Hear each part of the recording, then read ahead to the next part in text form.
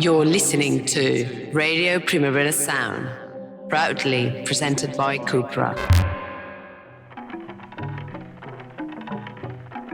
Hello and welcome to Line Noise once again. And I've got an absolutely fantastic interview for you today from the incredibly talented Bristol producer Bruce, aka Larry McCarthy. And I do ask him about the name Bruce because it's something I've long wondered.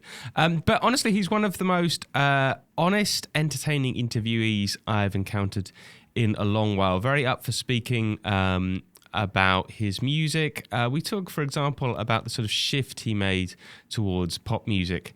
And he talks very, very honestly about that. I mean, pop is his word. It's kind of when he's singing on records. And now he's kind of gone back to pop music, to club music. And we talk a bit about that and how his sort of pivot worked and how it didn't. We talk about James Blake and major labels, and we talk about bad dubstep, all of those kind of things. Really, really good interview, kind of like an hour long. And I'm saying that because of him, obviously, not because of me. So look, I really hope you enjoy it. As I said, it's a fantastic interview. And yeah, I hope you enjoy it and go and listen to Bruce's music because he's great. Line Noise comes to you with the support of Cupra, so thank you to them. Can I start off with asking something really? I swear I've read a lot of your interviews, but I've never seen you answer this, and I'm going to go in the most sort of brutally basic question ever. But why the name Bruce? I did actually. I can't remember who I revealed it to, but it was like I think a little while ago. But basically, at a impressionable time of my life, somebody scared the shit out of me and made me realize that if I was going to achieve what I had recently discovered at that time was suddenly achievable, I'd have to face pricks like this guy or you deal with these situations of like becoming an adult. And this guy was called Bruce.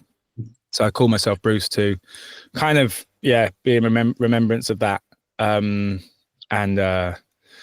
Bizarrely, he keeps turning up in different forms, so it stayed relatively relevant. See, and I wondered if you'd ever wanted to change it, not because I dislike the name, just because it's sort of, it's bizarrely hard to sort of find and use and that kind of thing. Yeah, I mean, there was I kind of had a massive opportunity to when I started doing the singing thing. Yeah. And then I did have another name lined up, which is have a kind of also tirelessly poignant personal meaning. There's no relevance to anyone else whatsoever. If anything, just causes inconvenience. But I might use it at some point. But to be honest, it was, I don't know, at the time when I was starting a new project, I thought I might as well see this through. It's hard, but that was more of a response for, I think, the seemingly unhealthy state of people's attention spans in comparison to when I started. Right. And I felt if I changed my name, I'd be having to start all over again. So at least with Bruce, I'd be able to be like, oh, people, I like Bruce.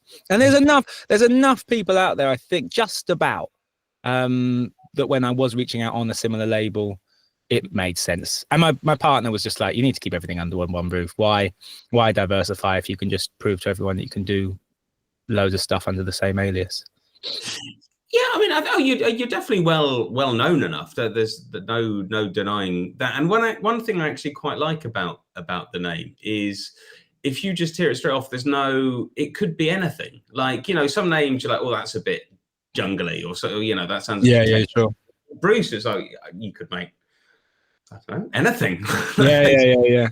I mean, that has become more apparent as things have gone on. But for me, I think the main reason why I stick to certain things, I mean, well, it goes two ways. Firstly, I'm a stickler for change, and I hate having to change something that works. And so, yeah, you can understand how frustrated I got when I tried to start making pop music and realized it was very different to techno. And then, but also, I think it means a lot to me to kind of carry with me things of great personal and emotional connection.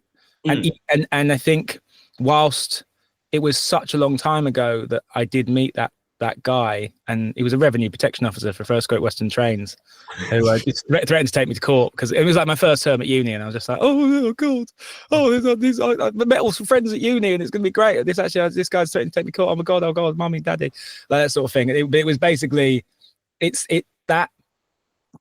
I think, yeah. It also ties into also like that connection to inner child and that sense of innocence / play that was so fervent at that moment. You know, I was so under threat, and I think it's important to kind of maintain. That's why I like the name, is that it could be anything, but it's also kind of a bit silly, but not too silly.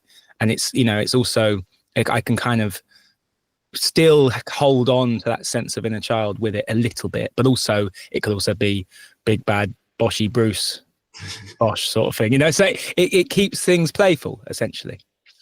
I think it's interesting you say you're a stickler for change, given how different some of the music you make is. I mean, obviously, that, you know, there was the two pop singles, but I mean, even before that, I certainly wouldn't have said your music ever, you know, conformed to any kind of formula. Yeah, but that's because I kept the formula pretty simple, and it was stick to the same processes, but just do what makes you happy and fun. And I think that's ultimately something that I've just got. I wouldn't have been able to articulate this back then, but ultimately, as I've grown older, especially as I've come out of the kind of singing stuff into dance music again, I've realized what it was that people connect with so much in my music, and it is the sense of fun and the sense of like playfulness, I think. And that playfulness can be applied to both a jester in court, cheeky chappy, but also I'm not willing to be held down and conform and be serious about a style. But the things I keep the same are essentially the process. Like I still use the same DAWs as I have since I was at school when I was like 17. So it goes both ways. If you keep some sort of, you know, constant and control, then the rest can be more playful, I guess, more limitless. So I want to get onto the pop records and the new not pop records in a bit. But I mean, you mentioned kind of how making music back in school. You studied music, is that right? So yeah, at school I just did the same old. I mean, I went to quite a posh school, so we had like a computer lab where we were able, but they had like basic Reason 4 on it, I think. Mm-hmm. And I was doing that in my spare time because I'd never quite cracked football. So and it was just something that really interested me. But I ultimately then I then thought that I would go.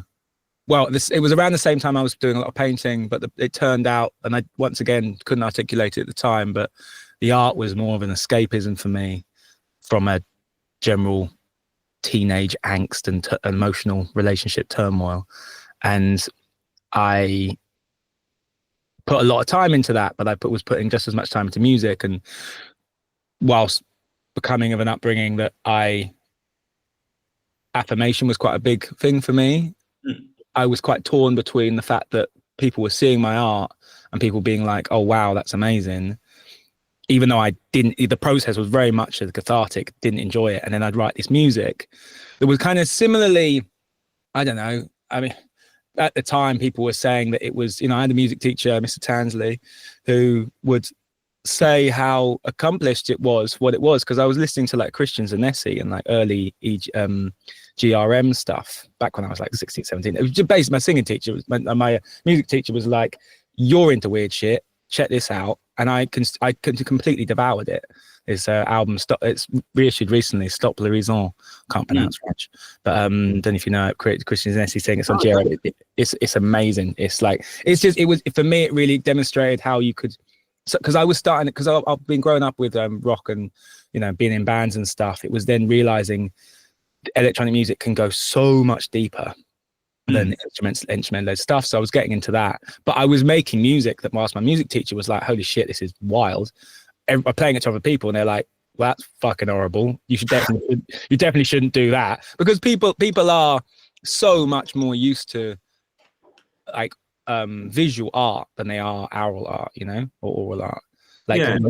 on the general consensus of people, because we've been surrounded by surrealism and like kind of expressionism on quite a general scale. So people can look at it and go, the general person can go, oh yeah, I can appreciate that. It's pretty cool, even though it's of some guy in a chair screaming, you know, or like some, you know, like this weird, like you think of that sort of like mid-century stuff that was so commonplace, but the sort of music wasn't. So I was kind of confused because I was just like, hang on, I know that this music stuff is actually what gives me joy. But everyone wants me to do art. But I gave in because I was a sucker for praise. So I just did art foundation for a month and absolutely hated it and dropped out. And then in that time, I was like, with a kind of home counties middle class upbringing, my parents were just kind of shaking their head like, well, we did tell you to do what you wanted, but this isn't what we had in mind, Larry, you know, sort of thing. And then so it was then a case of like, right, I need to work out, I need to prove to them there's a course out there, and took a few months of just working a lot, and then went to Bath Spa to do creative music technology. Then from there on, it was pretty much that was the first term, and I was like, holy shit, this is sick. Like the first week I met Ploy, following year I met Batu, turned out Lurker. I'm now, you know, friends with all these people that just somehow all went to the same course, Azuzu as well. It's good, something in the water there for sure. But it was basically from there, I still, a lot of the stuff that I studied at that course I'm still using, you know, and referencing today. Did you ever envisage yourself being like, you know, something more commercial, like I don't know, a fairly commercial producer, like when you were doing it? Did you ever sort of see it in that end, or is it always just like, no, I'm just going to make my music? With the dance music or with singing stuff, or both? No, I mean with the course you went on, I wondered like back then I couldn't care about anything other than just buying as many records as I could and playing parties with my mates. It was I felt such, after quite a frustrated teenage upbringing, to the ability to be able to find a community of people that were into the same things as me. Like Sam, Ploy and I, every weekend we'd be going through what were we using at the time? It's just fucking Red. No, what's the record store? Red. Can't remember. Anyway, we're buying records every week, but we're devouring RA, listening to Hessel Audio every week. We couldn't care anything about less. Our main dream was to be on Hessel Audio. Like we dream was to one day be making music on Hessel Audio, and that's what we did. We did it like for the first 2 years, devoured everything about it. That's all we cared about. We assumed life would be fine because we were going to all these gigs, we're going out every weekend, seeing these DJs, just like it's almost as if we were like working it out. Like if we just get one record out, and then all we need is like consistently just to make we'll be fine. We'll just get gigs. We'll live on that, you know. And like, you know, and to be fair, for a few years that did actually kind of work. So I was going to say, you fulfilled your dream quite quickly, didn't you? Yes, and then decided that it wasn't all it made out to be, and then decided to throw it all away for singing stuff. And it was like, oh wow, this is actually completely different. Something I completely needed to do. I assumed the singing stuff would. I don't know. I feel like I assumed that because I was up to that point, I'd had such privilege in focusing so much on one thing and it going really well and doing it my way. And of course, they were working within certain, you know, boundaries and limitations. You know, releasing music on these sort of labels, dance music labels before, was no mean feat. Like it was very much, you know, you had to, and it's something I'm so grateful for. Like these labels know exactly what they want and you have to work with them quite closely. And I assumed that if I carried on that mentality, any music type would be just as applicable, you know, it would just be like so I just did that with the pop music, but not without realizing that it's a completely different set of rules, and working within a certain way. It's not as simple as sticking to a certain framework. But then I didn't. I just assumed it was something I needed to do realistically, the music stuff, the dance, the singing stuff. So it's interesting coming back to dance music, the skintest I've ever been, and kind of ready to kind of embrace the world again, but realizing the world is completely different to when I left it before COVID. So the dance music world, of course. But, I was going to say, it sounds to me from what you're saying, and tell me, I might be completely wrong. This is my interpretation. It sounds to me like you are not happy with the reception that the singing stuff, the pop music got, right? No, I wouldn't go as far as that. Ultimately, it's not this case I'm not happy with the reception. It's more because I don't think I think that's a completely. I mean, there were phases of that, but right now, I realized at the time I was just a bit butthurt, and realistically, that's a completely pointless emotion to have. Really, more specifically, it was I thought the music was better, and or like genuinely, like I genuinely just thought the music was like it had more of an appeal, and I think by better, I do slight caveat, I do believe in objective good music and stuff. I don't think like, and ultimately I just thought inherently it was better music, and I think as I've come the other side of it and had some time to pass and I listen back to it and I'm like, oh yeah, no, it wasn't actually that good. Like it was like in contrast to the stuff that I've made and in the scene it belongs in. So the dance music is some of my favorite people that most loved dance tracks that people have made, and I'm just gauging that entirely just from people one-to-one being like, I love this track. I compare that in the culture, in the world it lives in, compare it to the music, the singing stuff, and it's like, no, it just doesn't. It's not nearly as good. And I should have. I think it makes me realize now that whilst I'll never write music to make sure, I could only ever write music that I really want to write. I need to accept that the singing stuff will always be much more of a personal endeavor where I care less about, or I'm shackled less by expectations and like kind of objectively quality standards.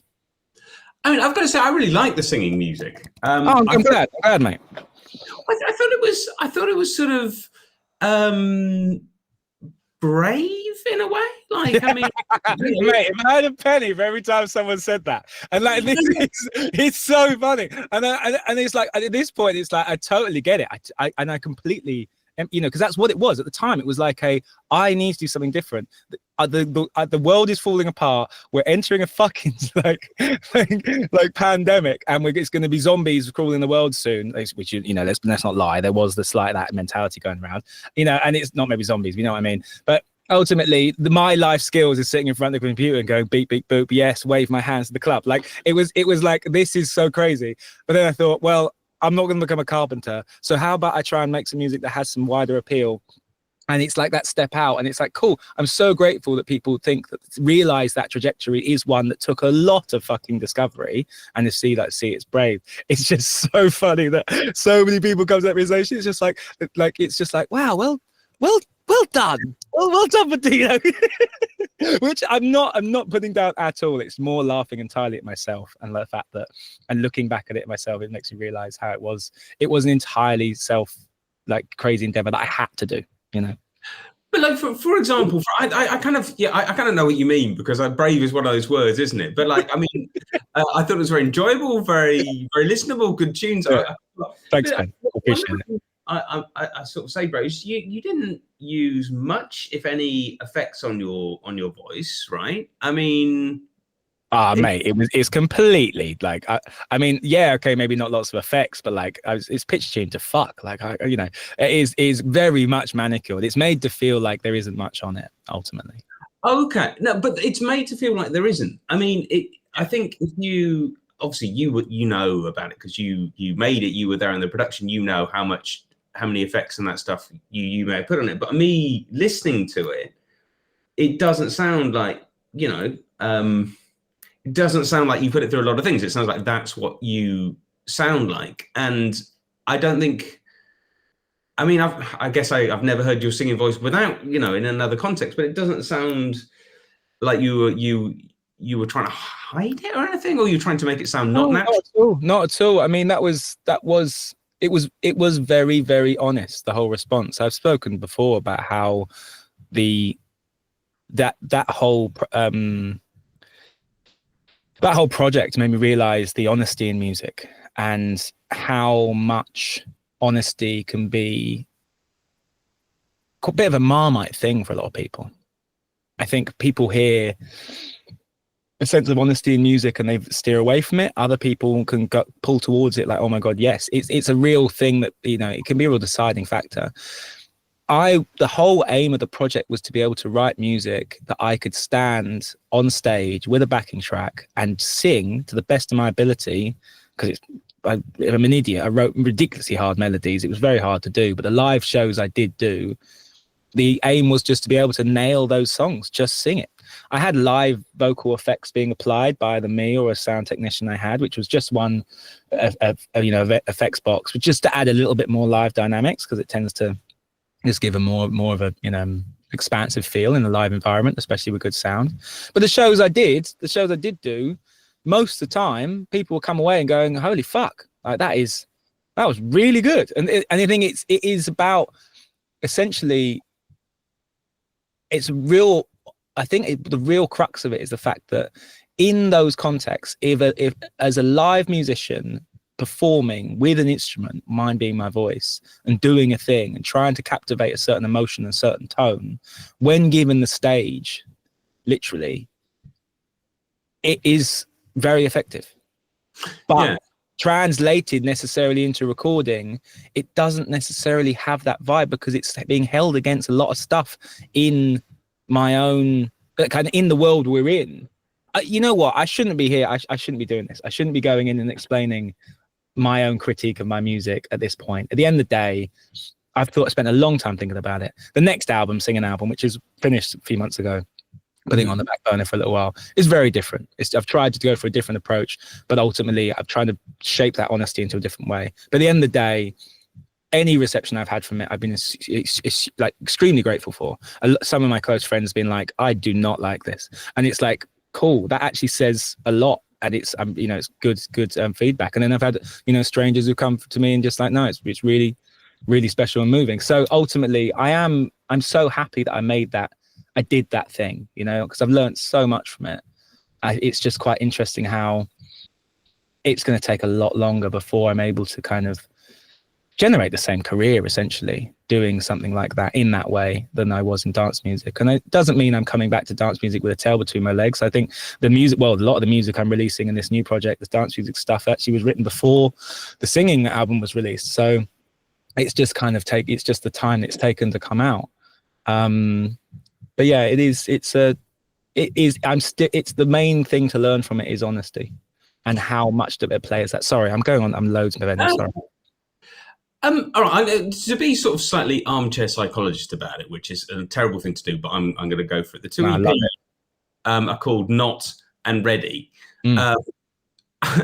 which, I mean, are those names just entirely coincidental? No. I mean, those two EPs led to an album. So the album came out in December. And the album was called Not Ready for Love. So those two EPs had 5 tracks each, and then there were 3 extra tracks added to the album, the final thing. So the EP's release was basically Omar Batu and Paul, who run the label. That was kind of their idea to basically kind of drip feed, because it was such a big sidestep. It was drip feed the scene to be able to do here's an EP. And by the time the album came out, it was then to be like, okay, this makes more sense. So yeah, the Not Ready for Love, that was the intentional kind of wordplay, the idea. One was EP, one was Ready, and then the full thing's Not Ready for Love. And the message is Not Ready for Love. And all the songs are songs about relationships and heartbreak.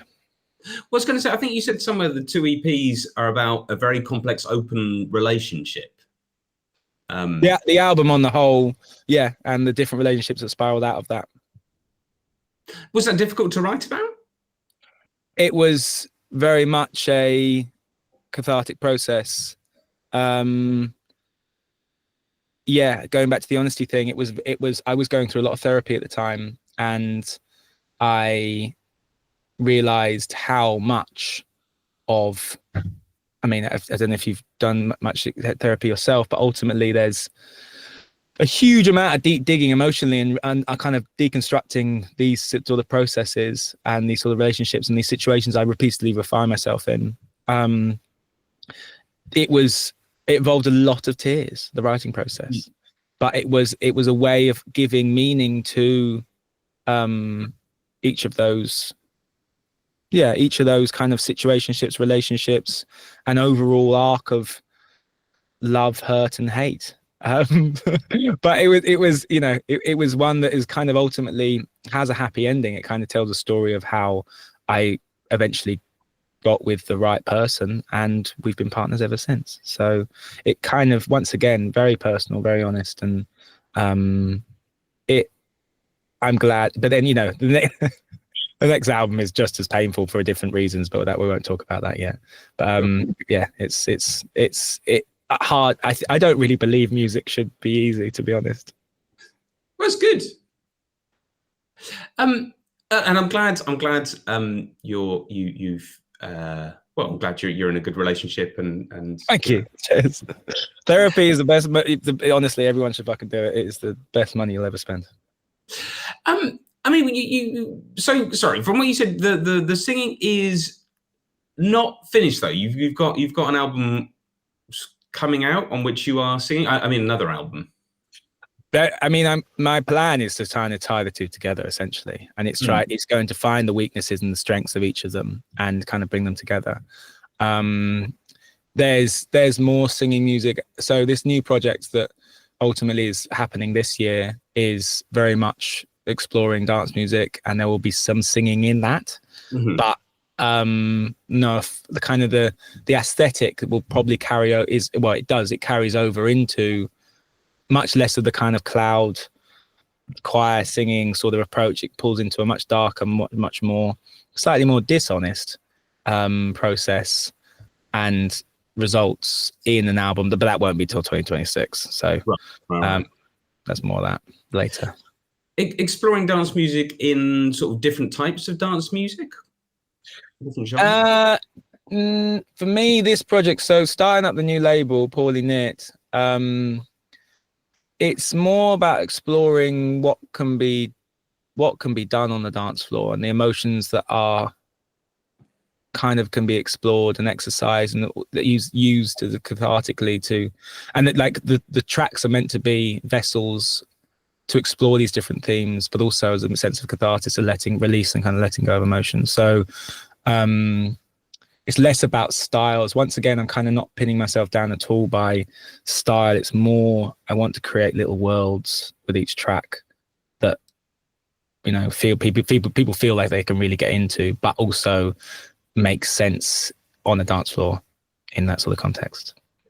Well, this was one thing I found interesting because the new single that's coming out, The Price Mimicry, and it was sort of described, I think, as like a return to dance music. And listening to particularly The Price, which I absolutely love, it sounds like this kind of glam rock tune, or do you remember like Andy Simon tune, Body Rock? Yeah, big tune. That sort of shuffle. I mean, it sounds nothing like what most people would recognize as club music, if you know what I mean. Yeah. I mean, ultimately, it's going to be pushing that kind of name or that kind of label to the furthest extent it can be pushed. Really, that's kind of the challenge. I mean, I've sent it to some people, and they're like, "Oh, this is not dance music one." Then it's like, no. I mean, try it, play it out, see what happens. Because I've played it out a couple of times, and it works. Like it does in a generally stuffed around 170. I mean, that swung beat is a right bastard to mix out of, but if you find the right tune, then it's definitely doable. And I think ultimately I'm just trying to push these boundaries a little bit more. Well, I was going to say, I was going out a lot when Body Rock came out, and I remember DJs playing it a lot, but it was always like they'd always just sort of stop whatever they were doing. They generally didn't try to mix it. They were just like, right, stop, and then play this song, and then stop it and play another song, basically. I mean, that's absolutely fine with me. If it means people are actually pushing to try it. Because also there is something about that swung beat that is so not, I mean, other than in like garage two-step, which a lot of DJs outside of the UK still don't even touch. I mean, US, yeah, they do. But in some places in Berlin, especially if they're, especially if they have got loads of British mates or the British themselves. But like, there's certain rhythms, I think, that are, without getting, I'm no expert on this whatsoever. I can't even claim to think that I've actually put any thought into that whatsoever. It was just me experimenting with samples, thinking that bangs, and and just building it from there. But no, I think I always try to put as much swing into stuff as always, without well, not always, but swing is such a powerful tool that's underused in my opinion. See, I think you've said you've played it out a few times and it's gone down well. I think that's probably a tribute to the fact that, people know you're not going to be doing, well, you're going to be doing something a little bit different. Yeah, I mean, one was in Strangebury, Bristol, and one was in White Hotel. So ultimately, they're pretty safe spaces for weird shit. Yeah. See, because I don't go out all that much because I'm irredeemably old. But a lot of times when I do, I just kind of get a bit sick of 4/4, like really straight 4/4 beats after about 3 hours of them or something like that. You're obviously working DJ. You have a lot of success. You must play a lot of places. I mean, I'm sure you play unusual places, but you also probably play like quite, I don't know, bigger club spaces. Do you ever get a bit sick of that kind of 4/4? To be honest, that was entirely what caused me to do the singing stuff. It was not entirely, but it was one of the major things that caused me to do the singing stuff. I was starting to, before COVID, I was getting bigger in gigs. I was playing, I had a bunch of gigs lined up at, larger venues, and wondering why I wasn't really enjoying it. And I think there are multiple reasons as to why that was, but a large part of it was that I was finding the larger you get and the larger venues you play, the smaller the scope is of what the sort of stuff you can get away with, until you carve your own thing, until you carve your own, like, okay, we're going to go see DJ Marcel. It's going to be batshit crazy. Or, okay, we're going to see Parish. It's going to be, beautiful and soulful, but also wild. Like, realistically, I realized at the time, my escape was I'm running away from dance music completely. And now I'm coming back and thinking, no, I just need to start. I mean, I don't, it's nice of you to, it's sweet to, I think a lot of people do sometimes assume that I'm still touring a lot. I don't have like any gigs lined up. I think things have completely reset for me for multiple reasons. And that's because I've been building my own thing, but I'm quite excited to slowly build again, essentially. And build again with this kind of new MO, which is, because it's funny, because I look back and I think, oh, I really wasn't that weird. And I talk to people and they're like, nah, mate, you were pretty fucking weird. Like, you play some pretty weird shit. But I think the more time I've spent in this kind of Bristol hubby hole and just like so constantly surrounded by amazing weird shit, I'm forgetting that it's Bristol as well. People always come back to you like, oh yeah, it sounds so Bristol. It's like, I literally don't. I know what you mean, but I don't know what you mean, like one of those. So it's nice to know that that's kind of seeped into my blood even more. And that kind of not give a fuck attitude is kind of more present. But I still also really love the kind of powerful, the powerful sense of culture and scene that is a good dance floor. And a good dance floor can usually, one of the biggest tools of a good dance floor is a sense of momentum, trajectory, and tension and release. So there's certain tools that I think it always, I want to have on me, but at the same time, I'll be using those same tools to break the thing down that I'm building, but who knows? But that's when gigs come in. Until then, it's just lots of chat. But I'm excited. Hopefully, fingers crossed. But there's another thing, I mean, about the move being bold in many ways, because I'm certain you're not making money you're not making music for money, but at the same time, we all have to pay rent. We all have to live. And I mean, it must have been quite scary being like, no, I'm not, I'm going to make this music that isn't going to get me DJ gigs. And, I mean, your music does well as well. But again, I don't think anyone's making vast amounts of money from underground music, I mean, some people are doing really well. Some people who've really honed their craft and they've honed in what they're about and they're really good at it. And I think, ultimately I was on my way to that. Still, very, very early stages, but I was on my way to that with dance music before COVID, until I realized actually what I'm doing, it doesn't feel right. This doesn't feel good. So to come away with it and then to do singing stuff, which ultimately the gigs were far fewer, but because of the nature of the gigs, the fees were quite high, and I was able to do that. But now that's kind of died off. I'm now like, I'm now pretty skint. I'm okay with that just about. I'm doing mixing, mastering work as my main income at the moment, and a couple, little bits here and there to, keep things ticking over. But ultimately, it's I mean, right now, I'm very much focused on just kind of getting things back on track and kind of presenting myself in a very confident, personal way. with this kind of, in open quotation marks, dance music. It's really important to me to do it this way. I'm quite confident that, well, let's see. Honestly, to be perfectly honest, it's a massive gamble. I'm, putting a lot of time and money into making it work this way. If it doesn't work, then I'll start trying. I don't know. I'll do someone else. I think ultimately, it's interesting to feel like I know people are waiting for music from me, dance music from me, and it's interesting to know that people are going to be quite excited about it. And the initial feedback I've had also has been really lovely. And I also know that this music is good, but it is fucking weird. So let's see how that works. I mean, it's a sort of obvious comparison, and I feel almost bad for making it, but I think it does make a point that when I first heard you singing on music, I did think about James Blake, because it's an underground producer, putting their voice out there, basically. I'm not saying it sounds like James Blake, but it's a very, very relevant comparison. I mean, I was thinking about what he does and how he did it. So yeah, it's bang on the nose, to be honest, bang on the money. I mean, he obviously signed to a major label who he was with for many, many years and had a lot of success. Why didn't that happen to you, Larry? Why did that not happen to you?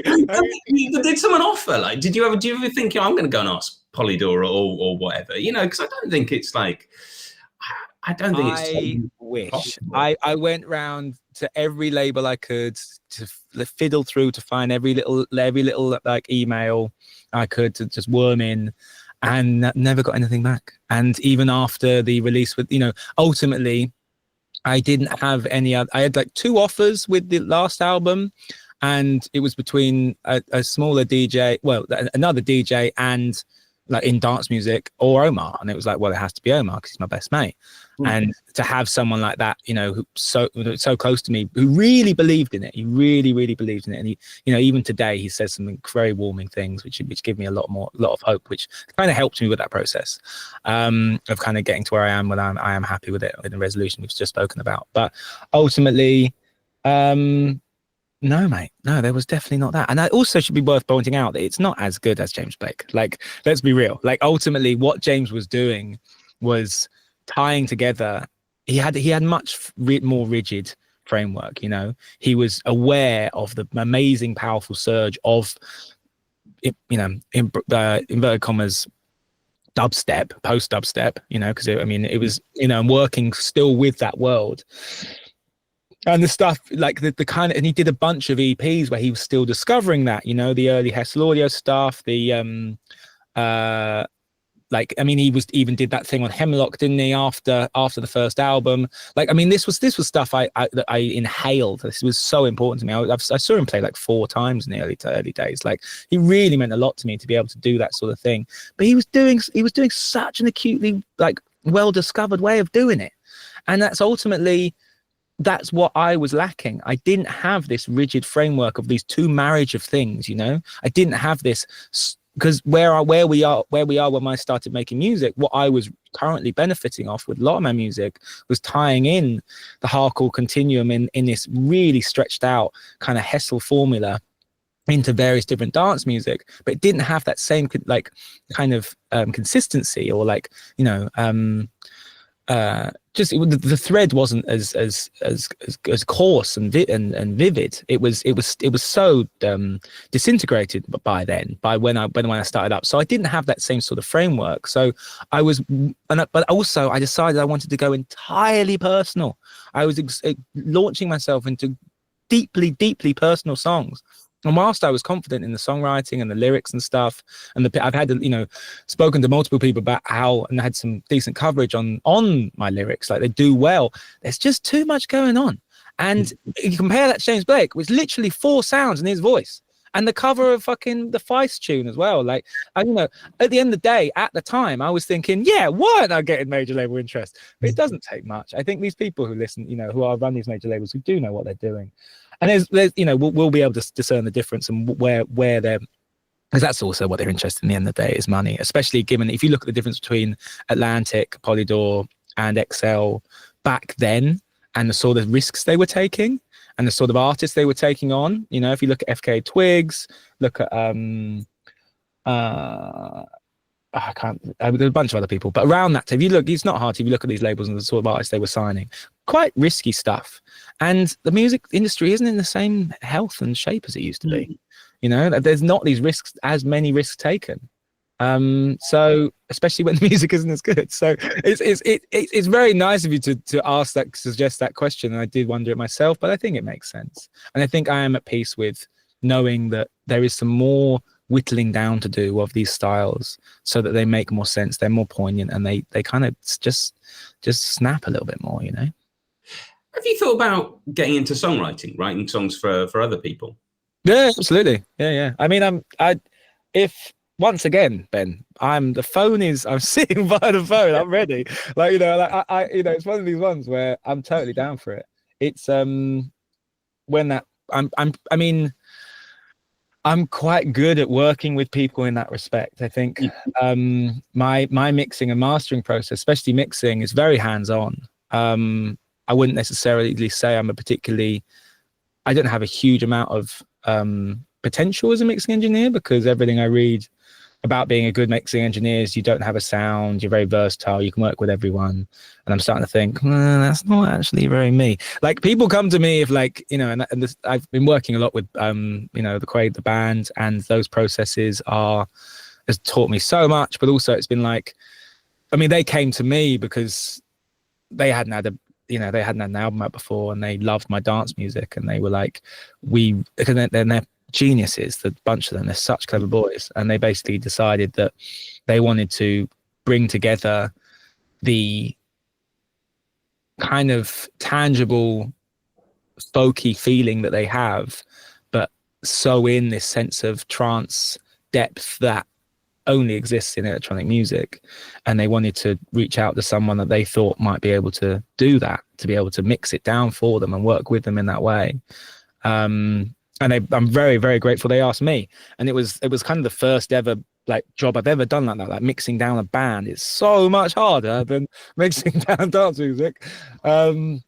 I wasn't recording it. This other guy, Jack, who did a cracking job recording it each time, but he was also learning on the job. So it was a very rudimentary thing at first, but so happy with the results. And that's really kind of opened kind of my mind on things. It's like, I can really lend myself into this. But whether it is one that is a totally clean, independent version, I'm not sure.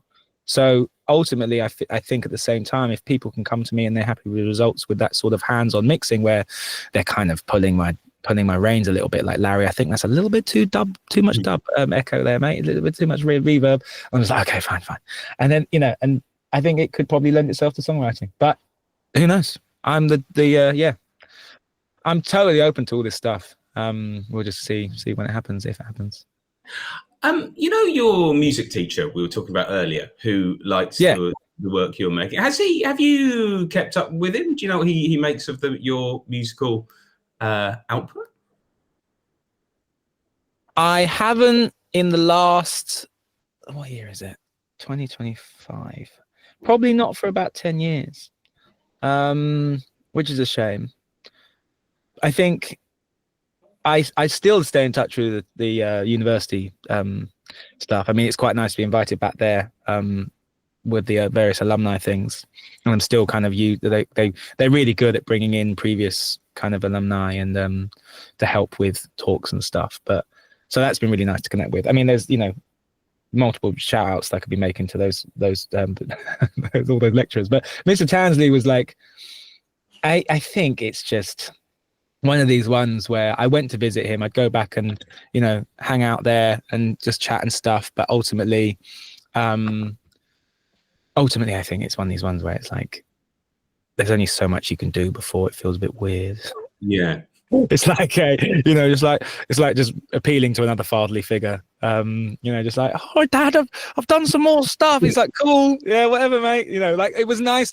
I think it was a good, important thing to do, as, you know, soon after I left school, you know, and after uni, to be like, hey, I made it.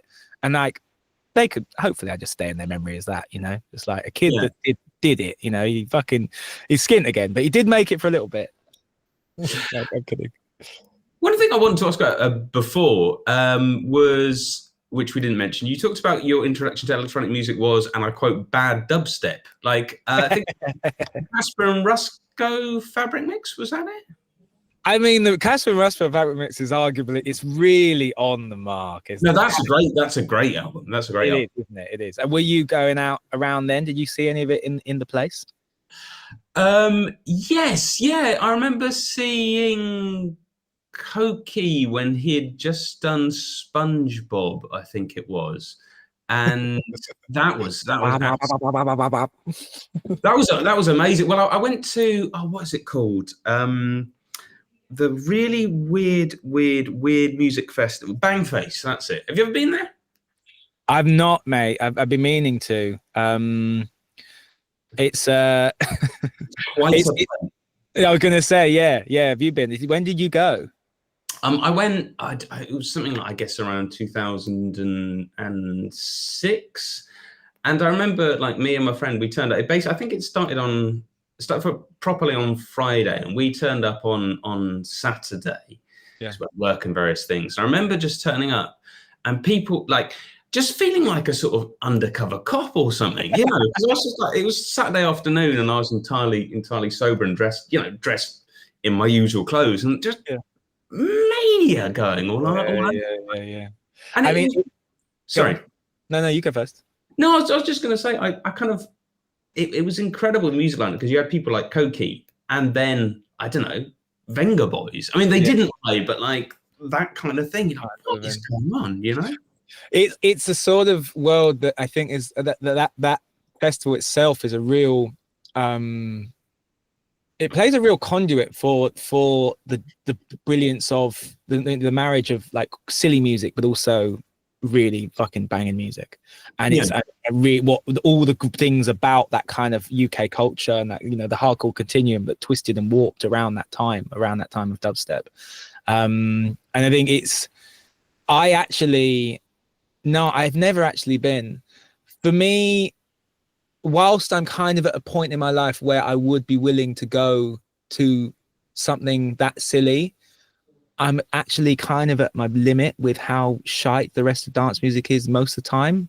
So for me, I've turned into more of a snob than ever as to when, I mean, I go out a lot. Like, for me, I don't feel like you can do the job unless you actually are present in it. I think it baffles me that so many DJs, I mean, after a certain age, fair enough. But like, ultimately, if you're writing music and you're not gigging all the time, so you have plenty of weekends off, and you're not going out to see the thing, I just find it really bizarre. How are you meant to write current decent music if you're not going to experience it? Like Jim, Unit, always see him out, always doing bits, and no surprise, he's had a massive comeback, and he's fantastic. He always has been. So these various different people like that, but realistically, at the same time, I will be going out, and because there's just been a bit of a, I'm gonna have to be really careful to pull my punches here a little bit, but ultimately I have a lot of distaste towards how low the standards have become in lots of things. So for me, if I would go to commit myself to a place where the whole point was being silly and destroying any sense of like snobbery or highbrowness, whilst I'm told there are actually musicians there that, I mean, whilst I think it's really, really important to not slip down the idea that between it being like the musicianship not being serious or being serious, like, I'm pretty sure that DJ Fingerblast is very serious about what he does, or like DJ Lord the Rings, people who I've met and sound fucking people, but they're very serious about how unserious they are. At the same time, I only have so much scope for listening to new music and styles, and I think I have to kind of self-preserve myself to be going to stuff that ultimately I'm going to be, because don't get me wrong, even though I'm just as fussy, doesn't mean I'm not going to absolutely shell it, take my top off and go fucking crazy. Like, when it's right, I will completely lose myself with abandon, but it needs to be right. And I think that's the reason why I have to be so picky as I get older and just a bit more fussy, even fussier rather, to not try and avoid these spaces. But I think sort of specifically Bangface, I think you would go down pretty well there. I think it would actually be quite a good mix, I think. Fingers crossed. I mean, ultimately, I'm willing to give everything a try once. It's more just down to also, I'd love to try all these festivals. I have been very curious about Bangface because a lot of my friends who are less kind of, I don't know, furry way inclined have been going and said they really enjoyed it. I know Angus Finlayson's been going a lot and says it really loves it and connects with it in that way. So yeah, and he obviously takes himself very seriously musically to a technical level. So yeah, it's maybe I honestly it's like it is genuinely a case of like the silliness needs to be right, and I know that sounds so ridiculous, but like it needs to still be intact. It needs to still maintain certain things. But yeah, I mean, one day we could be well up to going for Bangface when time was right. I'm not saying no. And we were talking about bad dubstep. That was in quotation marks. And obviously Casper and Ruska isn't that, but like what kind of like were you into sort of the bro step stuff, the kind of stuff that came after that? So bro step's a horrible term, but you know. Yeah, no, I think it's definitely a thing. It's a fair label. Less so. I think the furthest I got was Casper and Ruska, really. But right. I the reason why I say bad dubstep is because I was surrounded by, complete fucking like Omar was so. He was so militant about not militant. Maybe you know what it was. It wasn't that. It was more that the more I learned, the more I realized how much of a noob I was with all this stuff. My first experiences of club culture was going to these under 18 raves and seeing Scream and Benga, Casper and Rusko, Chase and Status, back in 2009, 2010, and that was my intro. So when I hear them people just being like, yeah, was it like, Rewind Forward and went a few times. I kind of like got Benga's t-shirt or something, not a big deal. So it was one of these ones I was like, God fucking hell, I'm coming in on the corny side of things, so I better play it down a little bit. But that's kind of been my whole shtick, I think, with the public facing for quite some time. It's just been like just kind of trying to be more humble. Otherwise my head will explode. But it's bad to a point. I couldn't really get down with Rezo. It was just too hard. And Skrillex obviously was. I mean, I kind of rate Skrillex as his generally as a person and his whole trajectory and as a vibe. But yeah, no, I couldn't get down with the music at the time. Definitely not. Yeah. Well, look, I've taken up almost an hour of your time. It's been an absolute pleasure. But I should probably leave you. For other things, but it's been real pleasure speaking to you. I mean, I definitely really enjoy the pop music, the singing. Mate, I'm not assuming for a moment you haven't. I'm sorry for coming in and laughing like I did. I knew it was meant wholeheartedly and earnestly. It was just I just couldn't help but laugh, given it's got to the point now where I'm getting interviews where people are saying the brave thing, because it become a personal joke between me and my partner. So please, right. I do honestly believe you. Please don't think that I didn't think you meant it earnestly. I'm sorry for that response if it felt a bit hard. Oh no! I totally believed you. I just I don't know. The way you've spoken about it has been very honest, and I kind of feel like that. I don't know. I maybe it was a bit. If the experience was slightly disheartening in a way, then I really hope it wasn't. I just kind of want you to know that I don't know. That's sweet of you, Ben. No, it's really sweet of you, mate. Thank you. I do appreciate that. I think it's quite interesting, kind of, talk. I mean, I've had a bunch of interviews talking about singing stuff, and it has been interesting working it out. At the end of the day, I am just a bit of an egomaniac, and I think it is like a lot of musicians are, and I think a lot of people are. It's just a very mixture of like British culture, but also kind of just trying to not come across as a massive cunt, to trying to working that out and working out your place with that. I mean, some more than others maybe. There's definitely some of my kind of closer peers, literally I could feel, like, even just not hearing this, I can hear their eyes roll into the back of the head as I talk about this stuff. But like realistically, like it is. No, I am at peace with it, and I think I am really excited to move forward with it. So I do really appreciate you kind of reiterating that and helping me also vocalize it and kind of put a timestamp of where I'm at with it, which is excited to move forward. You're listening to Radio Primavera Sound, proudly presented by Cupra.